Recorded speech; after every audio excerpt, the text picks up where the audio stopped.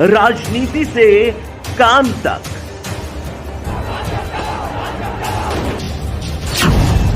अपराध से अंजाम तक,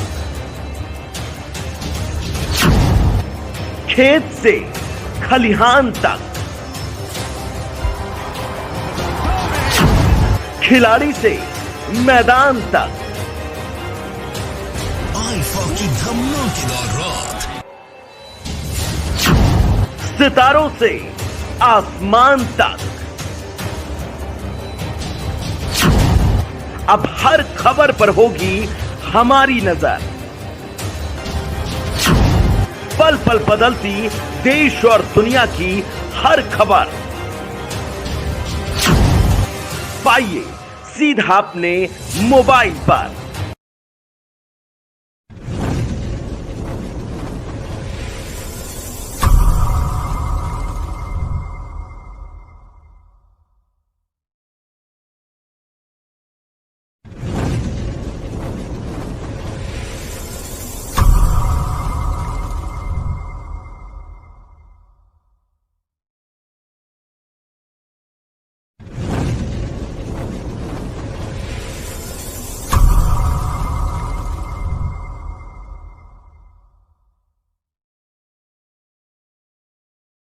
नमस्कार। इस वक्त की बड़ी खबर हम आपको दिखा रहे हैं बहराइच उत्तर प्रदेश से, जहां पर एक लेखपाल को विजिलेंस विभाग ने रिश्वत लेते हुए गिरफ्तार किया है, जो पट्टेदारी लिखने की तथा इत्काल की एवज में रिश्वत ले रहा था। सरकार द्वारा भ्रष्टाचार पर लगाम लगाने के लिए भ्रष्टाचार निरोधक टीमों के द्वारा समय समय पर प्रत्येक राज्यों में कार्यवाही होती रहती है, लेकिन सरकारी कर्मचारी हैं कि सुधरने का नाम नहीं ले रहे। हमारे जिला ब्यूरो बहराइच उत्तर प्रदेश से विशेष रिपोर्ट आप देखिए।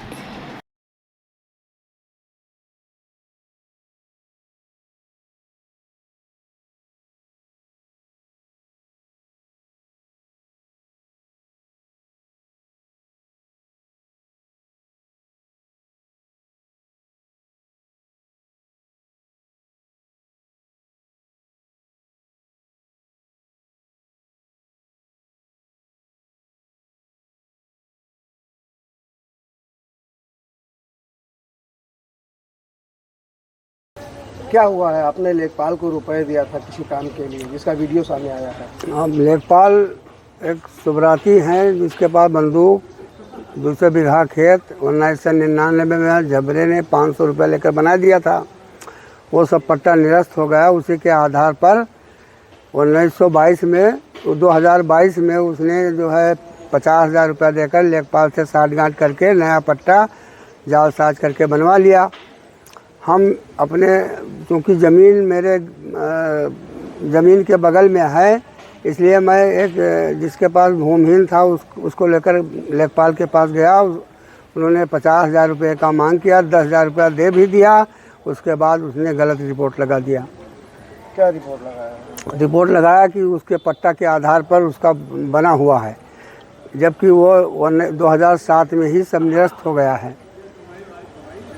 जब निरस्त हो गया है तो उस पट्टे को कैसे वो बना सकते हैं? वो साठ काट करके उसी पट्टा उसी के आधार पर उसने लिख दिया है। मैंने जन सूचना अधिकार के तहत मांगा था, तो उसने उसी के आधार पर उसी के पट्टा दिखा करके उसको जन सूचना में उसने रिपोर्ट लगा दिया। अच्छा, आप बता रहे हैं कि वो किसी और गांव का रहने वाला है, उसको किसी और गांव में पट्टा बनाया? वो कमोलिया गांव का रहने वाला है और ज़मीन सिटकाना जोत केसों में है। ये पात्र हैं आशिक अली। इनके लिए मैंने कहा था, प्रधान भी सहमत हैं इनके ऊपर, लेकिन लेखपाल बहुत बड़ा घूसखोर है। उससे 50,000 रुपया ले लिया, इनसे 10,000 ले लिया, 50,000 वाले का काम कर दिया। इनको पैसा भी नहीं दे रहा है और काम भी नहीं कर रहा है। जो वीडियो रुपए लेते हुए लेखपाल के सामने आया है, वही रुपए लेते हैं? हाँ, वही रुपया मैंने अपने हाथ से इनसे लेकर के आशिक अली से उनके हाथ में दिया था। तो अब क्या कह रहा है वो? अब वो बेईमानी पर उतारा है, कहा जो चाहे कर लो, हमारी बड़ी ऊपर तक पहुंच है और आप मेरा कुछ नहीं बिगाड़ पाओगे, भगा दिया उसने। कितना रुपए की मांग किया था आसिफ अली से वो? 50,000 रुपया मांगा था। तो ये गरीब आदमी किसी से लेकर के 10,000 लेकर गए थे, 10,000 दे दिया गया था और कहा गया था कि पट्टा बना दिए, जो कुछ होगा और कुछ दे देंगे। उसने कहा कि वहाँ अधिकारी को देना पड़ता है सबको, तब बनता है। मतलब अधिकारियों के नाम पे पैसा लिया है? हाँ, अधिकारियों के नाम पर पैसा। उन्होंने कहा कि वहाँ देना पड़ेगा, तहसीलदार को देना पड़ेगा, SDM साहब को देना पड़ेगा। तो क्या चाहते हैं आप? मैं चाहता हूँ कि न्याय हो, जिसके अगर उसका पट्टा निरस्त है तो आसिफ अली को पट्टा मिलना चाहिए।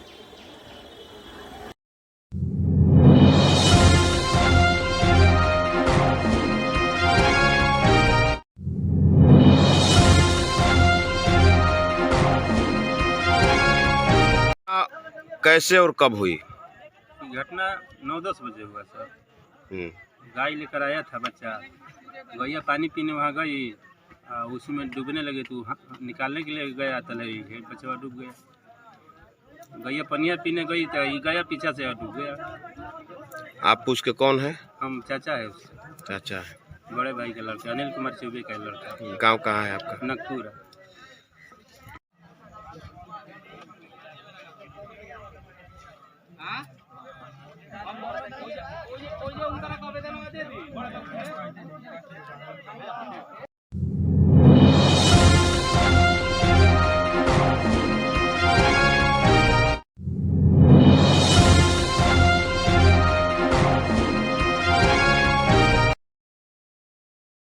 इस वक्त की बड़ी खबर हम दिखा रहे हैं बक्सर बिहार से, जहां बक्सर के जिला अधिकारी ने आंगनवाड़ी केंद्र का औचक निरीक्षण किया और जहां पर अनियमितताएं पाई गई। अनियमितताओं के चलते आंगनवाड़ी के खिलाफ तुरंत कार्यवाही की और बाल विकास विभाग को लिखकर भेज दिया गया और कार्यवाही तुरंत अमल में लाई गई। हमारे नेशनल ब्यूरो की विशेष रिपोर्ट देखिए।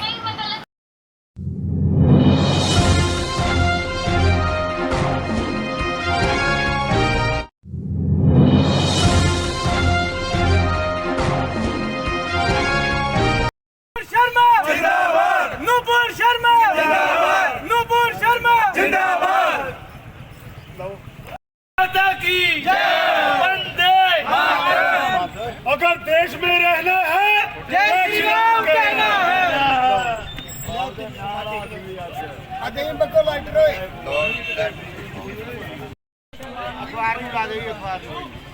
रूप शर्मा के सम्मान में बजरंग दल मैदान में, रूप शर्मा के सम्मान में बजरंग दल मैदान में। जय जय श्री राम, जय जय श्री राम, जय श्री राम, जय सीताराम, जय श्री राम। इस्लामिक जिहाद मुर्दाबाद, इस्लामिक जिहाद मुर्दाबाद, इस्लामिक जिहाद मुर्दाबाद, इस्लामिक जिहाद मुर्दाबाद। पायड़ लंबा यार, कौन मुद्दा पा दो यार, पा दो टोपी बोलो तो भाई स्कूटियां कर लो ते डेढ़ साइड और पार्टी दा दी ऑर्डर दी होवे सेट ਵਿੱਚ ਚੱਕ ਕੇ ਪਰੇ ਉਹ ਟੋਪੀ ਕਿਧਰ ਭਟਕੀ ਦੀ ਫੜ ਪੱਟੀ ਮਾਰ ਟੋਪੀ ਦਾ ਆਇਆ ਤੇ ਰਾਜੂ ਜਿਹੜੀ ਕਰਾਇਆ ਸਾਰੇ ਇੱਕ ਦਿਖਾਓ ਬੜਾ ਨਾਸਤਾ ਦਿਖਾਉਣਾ ਜ਼ਰੂਰੀ ਹੈ।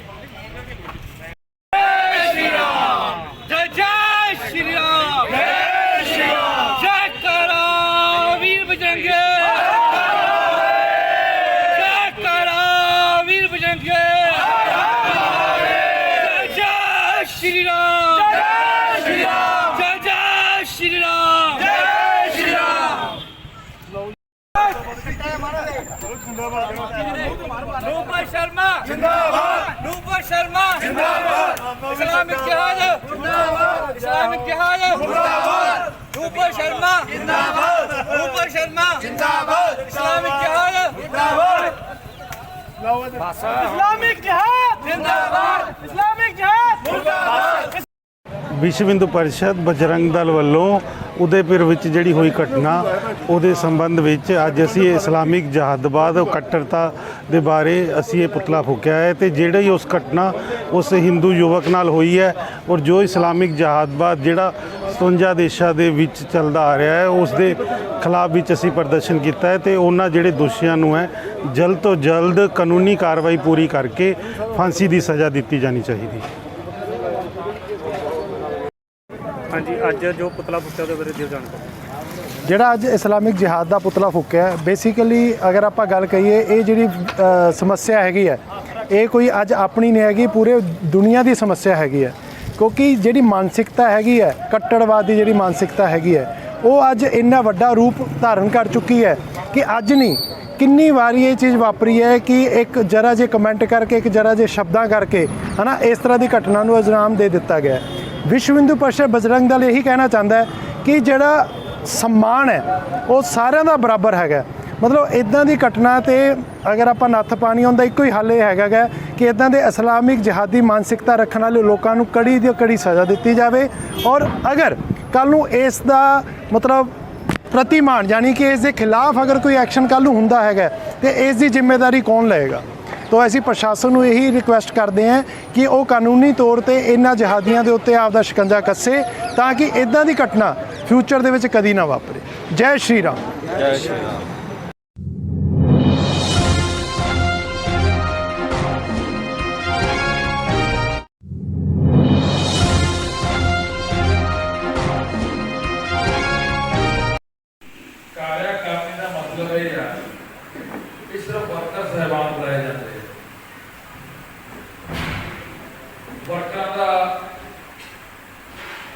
पार्टी के नवे नवे वर्कर जुड़ते हैं, नवे नवे अहदेदार साहबान जुड़ते हैं। जी कार्यकारिणी है वो असल एक आईना है, एक शीशा है। वो शीशे अपने वेख सकिए भी अपने की सुधार लैन वाला लैके आना आप अपनी शक्ल में वेख सकिए। जिन्हें आप सवेरे उठ के देखते हैं, बाहर निकल लगे देखते हैं, अपनी ड्रेस देखते हैं, की कमियां की बेचियां वो देखते हैं। उसी तरीके कार्यकारिणी रखी जाती है भी अपन कमियां सुधार सकिए।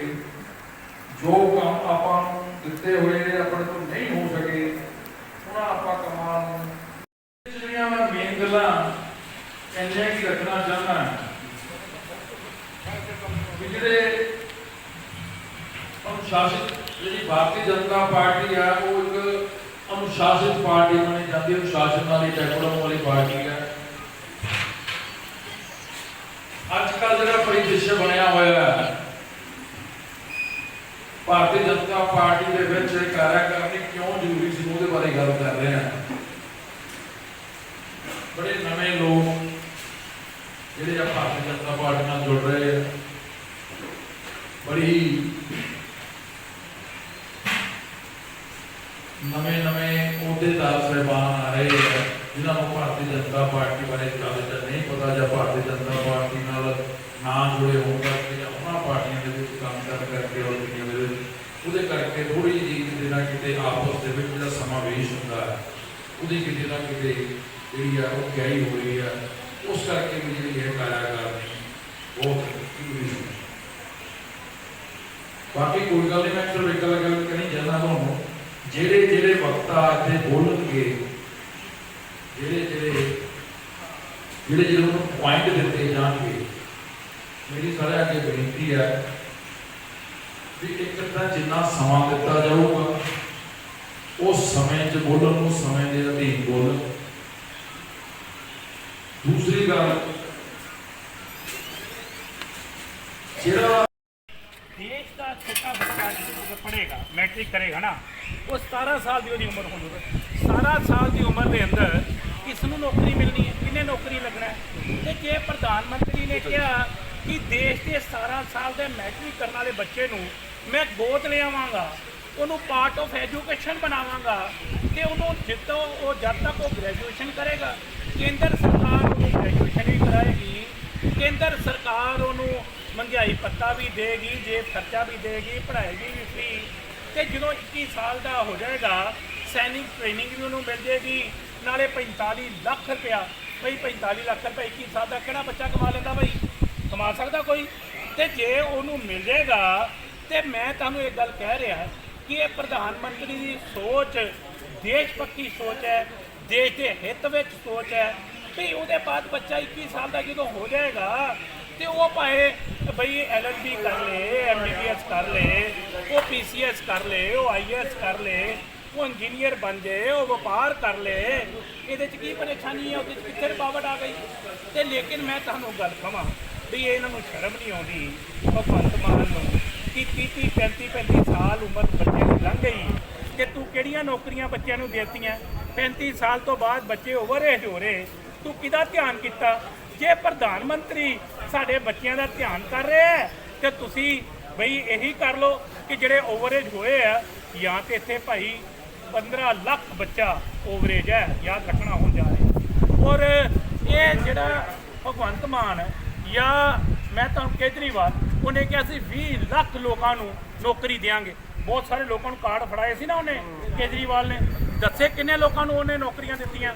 लेकिन मैं समझना कि केंद्र का फैसला देश हित दे विच है, ये केंद्र का फैसला पंजाब हित दे विच है। इस फैसले की किसी भी तरह की मुखालफत करना वाजिब नहीं। पंजाब यूनिवर्सिटी की गल की केंद्रीकरण को लैके फिर अज विरोध जो मता पास होया भी असीं नहीं होण देवांगे केंद्रीकरण। नहीं केंद्रीकरण कर कौन रहा है? पहले मैनू नहीं दसो ना, केंद्रीकरण किया किन्ने है? मैनू समझ नहीं लगती, मैनू एक गल की समझ नहीं लगती भी जां ते भगवंत मान वो बाहरों कुछ पीओंदा ही तो फिर विधान सभा च आके बोलता ही। उन्होंने समझाओ एक गल वास्ते कि भरे मानसा जिहड़ी चीज़ होई नहीं उसका ढंडोरा पिटी जाना। लोग तेनों पुछी जाते हैं कि भैनों को 1000 रुपया कदों मिलेगा, उसका जवाब नहीं हो जाता। तो विधान सभा ऊट पटंग गल्लां करी जाना। लोग कहते हैं कि 300 यूनिट आ बिजली सारे पंजाब के लोगों को कदों माफ होएगी, कदों मुफ्त मिलेगी, नौकरियां कदों मिल जाएगियां? इसका जवाब उहदे कोल कोई हैगा नहीं। लेकिन मैं तुहानूं एक गल कहां कि भगवंत मान बड़ी जल्द जिस तरीके दे नाल वो घबरा गया, वो घबराहट दे विच बोल रहा है, वो सिर्फ उन्होंने नमोशी ते बेशर्मी जिहड़ी उन्होंने सामने नज़र आ रही है कि जिस तरह तरीके दे नाल संगरूर दे लोगों ने उन्होंने अपने घर चों बेइज्जत करके कढ़िया ते उस बेइज्जत इंसान ये जाके विधान सभा के अंदर कभी वो केंद्र के उपर ठीकरा फोड़ रहा, कभी पिछली सरकारां ते ठीकरा फोड़ रहा। भाई तेरी अपनी करतूत की है, तू अपनी करतूत की गल कर ला ना भी तू की काम किया? मैनू दसे ना कि एक भी काम किया होए। कहंदा जी 5 चों 4 वादे असीं पूरे करते। लै दस पंजाब के लोगों को पुछो बई इत्थे बई भुखे ढिड्डां दा सवाल है, नंगे पिंडियां दा सवाल है, लोग त्राही कर रहे हैं, लोगों को किहड़ी रिलीफ देती। लेकिन मैं तुहानूं एक गल बड़ी स्पष्ट कह रहा कि भगवंत मान के मुद्दे बेकार है और उन्होंने बड़ी जल्दी पंजाब के लोग ये साल 2 साल के एक कुर्सी तो रुखसत करेंगे। मैं दावे ना SYL का मुद्दा सर ते नाल दी नाल SYL का गीत जिहड़ा सिद्धू मूसेवाले का वो भी रिमूव किया गया, उसको लैके भी अज विधान सभा देखो मैं तुहानूं एक गल कहां, पहली गल तो यह है कि जितों तक सवाल इस कर कि सिद्धू मूसेवाले का गीत वो एक संगीत के नाल संबंधित मामला है, ठीक है। नो डाउट कि वो कई गल्लां दी उन्हें पंजाब की तर्जमानी की है, पंजाब दियां उन्हें गल्लां भी कीतियां हैगियां। लेकिन की है कि जिहड़ियां साडीआं सुरक्षा एजेंसीज हैगियां वो बहुत सारिया चीज़ों को देखती हैं और उन्होंने अपने कोई सेंटीमेंट्स होंगे, उन्होंने अपने कोई मापदंड होंगे। लेकिन मैं महसूस करदा कि क्योंकि जे कोई चीज़ां लॉ एंड आर्डर के नाल जुड़ियां होणगियां तो उससे मेरा नहीं ख्याल हर बंदे को बोलने का अधिकार होना। बजट से कितना सर सैटिस्फाई हो, कितना लगता है कि बजट कितना सही गया? बजट है किहड़ा किनू मिले? मैनू एक गल दस ना भाई, जिन्होंने पंजाबी कहते ना ढिड ना पईयां रोटियां तो सारे गल्लां खोटियां। जे मिलिया ही कुछ नहीं तो बजट काहदा? ये किसी को कुछ लभ्या ही नहीं। पहली गल आ भाई, सच्ची गल कर, सच्ची गल आ 1.5 लाख करोड़ के बजट की गल कर 1,60,000 करोड़ रुपया ब्याज देना पैंदा, तनखावां देने वास्ते कर्जा लेना पैंदा, ਤੇ ਫਿਰ ਨਵੀਆਂ ਸੜਕਾਂ ਨਵੀਆਂ ਗਲੀਆਂ ਬਣਾਉਣ ਵਾਸਤੇ ਫਿਰ ਕਰਜ਼ਾ ਲੈਣਾ ਚਾਹੀਦਾ। ਤੇ ਇਹ ਦੱਸਦੇ ਨਾ ਕਿ ਪੈਸਾ ਆਏਗਾ ਜੀ, ਕਹਿੰਦਾ ਰੇਤੇ ਤੋਂ 20,000 ਕਰੋੜ ਆ ਜਾਏਗਾ, ਦਾਰੂ ਤੋਂ 20,000 ਕਰੋੜ ਆ ਜਾਏਗਾ। ਹੁਣ ਕਹੀ ਜਾਂਦਾ ਪਿਆ ਕਿ ਮੈਂ ਦਾਰੂ ਸਸਤਾ ਕਰਤਾ। ਬਹੁਤ ਸਾਰੇ ਲੋਕ ਮੈਨੂੰ ਪੁੱਛਦੇ ਆ ਕਿ ਵੇਰਕਾ ਜੀ ਭਗਵੰਤ ਮਾਨ ਕਹਿੰਦਾ ਕਿ ਮੇਰੀ ਪ੍ਰਾਪਤੀ ਤੋਂ ਸਭ ਤੋਂ ਵੱਡੀ ਪ੍ਰਾਪਤੀ ਹੈ ਕਿ ਮੈਂ ਦਾਰੂ ਸਸਤਾ ਕਰਤਾ। ਮੈਂ ਕਿਹਾ ਜਿਹੜਾ ਬੰਦਾ ਜੋ ਪੀਂਦਾ ਉਹਨੇ ਉਹੀ ਸਸਤਾ करना है ना, दूजा की। राजनीति की धार हो या खेल की रफ्तार, गांव की चौपाल हो या शहरों का धमाल, आप तक पहुंचेगी हर एक खबर सबसे